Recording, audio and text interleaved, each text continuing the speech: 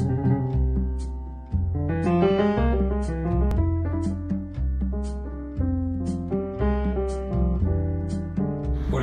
para Ediciones Universitarias de Valparaíso, de la Pontificia Universidad Católica de Valparaíso, es motivo de mucha alegría tener la oportunidad de presentar el último trabajo del profesor Antonio Landauro Marín, llamado Retrato de Chile, leyendas y creencias mágicas de la tradición oral.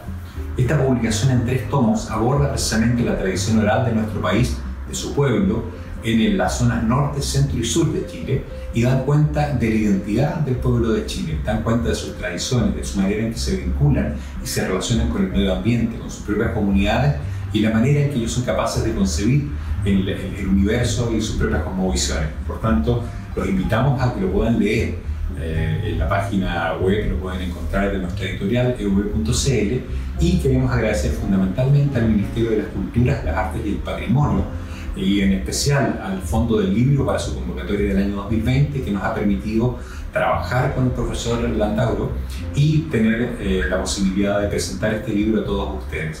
Muchísimas gracias. Mi nombre es Antonio Landauro, soy licenciado en Teoría e Historia del Arte y magíster en Docencia e Investigación Universitaria y escritor. Soy autor de la obra Retrato de Chile, ganadora de Fondart 2020 y que ha sido publicada por Ediciones Universitarias de Valparaíso. Esta obra está compuesta por 3 tomos que contienen un centenar de relatos que siguen un estricto orden geográfico, de norte a sur, que parten en Arica y Parinacota y terminan en el territorio antártico.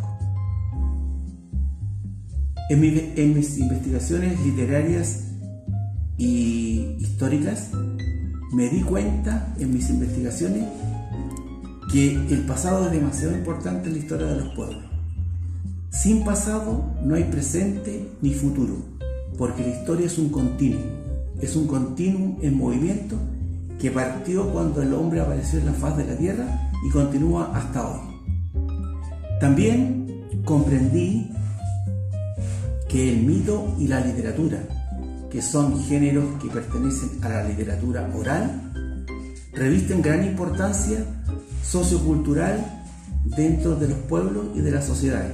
Primero, porque reflejan en cierta medida la cosmovisión, es decir, la realidad histórica y social, individual y colectiva de los pueblos, y que se trasluce en estos relatos. También plasman la idiosincrasia de los pueblos, es decir, nuestro carácter, nuestro ser, nuestra forma de vida, nuestro modo de ser y cómo enfrentamos la realidad y la contingencia. Y el tercer punto que podríamos resaltar es el sentido de pertenencia. Este sentido de pertenencia significa que el hombre es parte de la tierra, de la naturaleza, del hábitat, y es un ser que depende directamente de la tierra. Y eso es lo que se demuestra con la identidad, con la identificación de los pueblos, con su geografía, con su historia, y en cierta medida se traslucen a través de lo que es la herencia. Ahora, para complementar un poco esta visión, quisiera leer 2 párrafos que escribí en la contratapa de mi libro que complementan lo que ya he dicho. Todos los pueblos, todos los relatos de esta colección, que son versiones propias del autor, mantienen incólume el carácter y su esencia, la oralidad, y respetan al máximo su impronta y tono popular. Acerca de esta literatura debemos señalar que los textos, no obstante haber sufrido una mutación al entrar en un elemento nuevo, la palabra escrita, siguen perteneciendo a la tradición oral, propia del folclore. Estos textos anónimos, en esencia, son inéditos, puesto que varios han sido recopilados in situ, algunos basados en relatos o crónicas históricas y otros cuantos inspirados en versiones comparadas de otros investigadores, lo que a su vez los han tomado de otras fuentes orales principalmente o se han reconstruido valiéndose de investigaciones propias. Y el otro párrafo que quisiera leer, porque es una síntesis, es que estos relatos son narraciones exentas de atavíos retóricos, sin complejidades argumentales, de sobrias descripciones y diálogos sencillos, donde se amalgaman la candidez de los sentimientos y el sentir de la gente.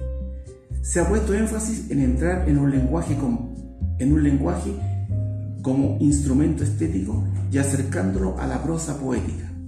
Esto responde a la crítica que siempre se ha hecho a la literatura oral, que se acusa de arte menor, carente de las altas alas de la expresión literaria.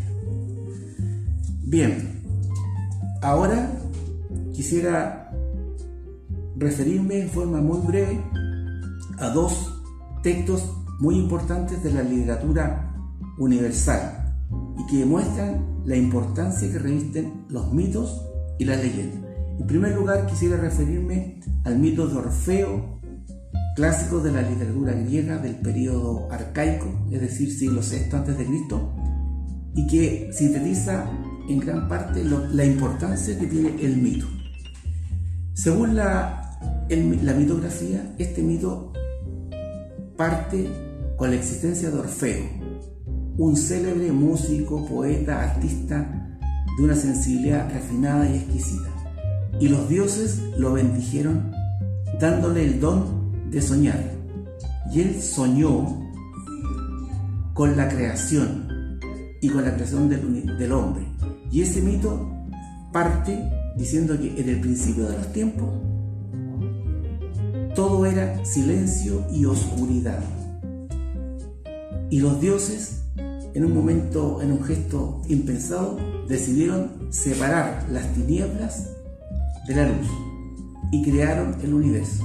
Esto es lo que en la literatura griega se llama el caos, pero el caos no es el desorden, la anarquía que nosotros consideramos como caos, sino que es el principio ordenador del universo, donde cada elemento adquiere su posición y su situación en el cosmos. Es así como se distribuyeron las galaxias, los universos, las constelaciones, los sistemas solares, en fin, todos los elementos que nosotros consideramos como parte de la creación. Y en un gesto de amor infinito, los dioses decidieron crear al hombre y otros animales, pero para diferenciarlos, al hombre le dieron el don de la razón, le dieron la lógica, le dieron la palabra, el verbo, y a partir de ese hecho comenzó la evolución del ser humano.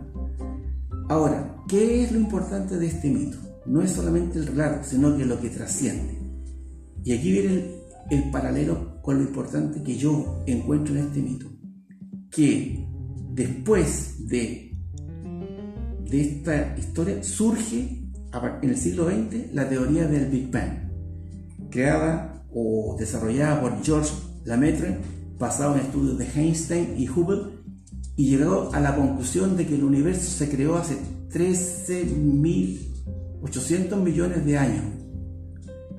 Y si lo analizamos, es exactamente el mismo paralelo al que llegó Orfeo, que a partir de una explosión se creó todo el universo.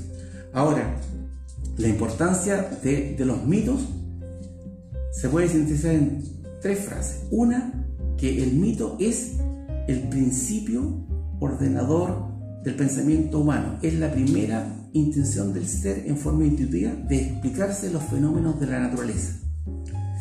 Es lo que se llama un filosofema o la protofilosofía, que es una reflexión unida a la intuición para explicarse lo desconocido.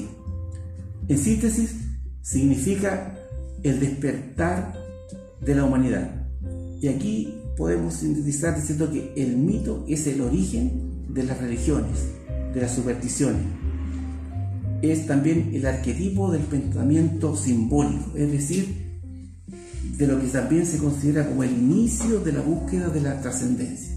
Y finalmente, podríamos decir que el mito también traduce lo que se ha denominado el inconsciente colectivo, que es aquellas sensaciones, vivencias que tienen todos los seres humanos a través de la historia. Por ejemplo, el miedo, el asombro, la alegría, que indistintamente las sentimos los hombres prehistóricos y en la actualidad.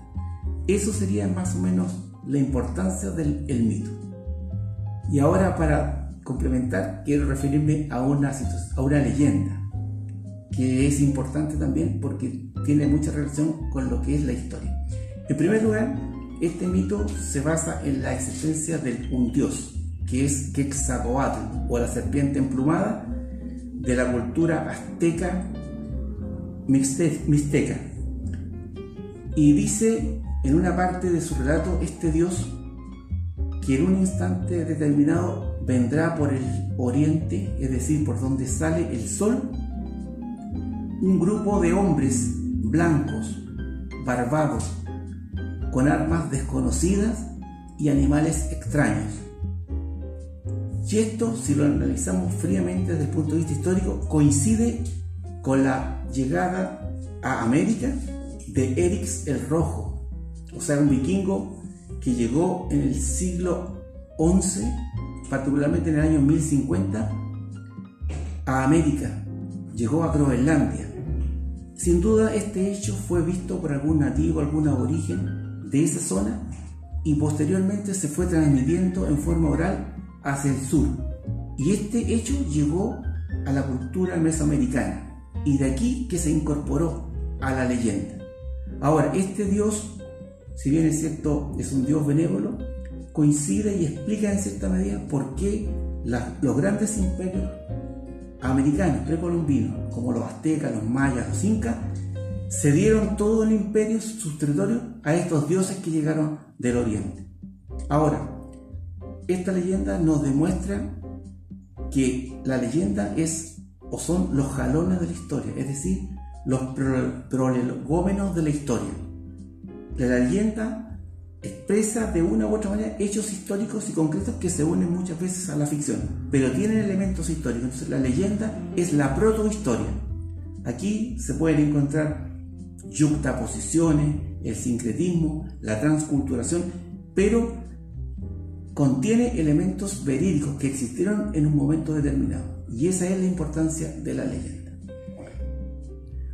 Creo que me extendí un poco, pero voy a tratar de finalizar ahora con dos palabras o una síntesis que muestra también el cambio y la evolución que ha tenido la historia, el mito y la leyenda. Hoy son parte de lo que se llama la geografía humana, que es una variante de lo que es la geografía.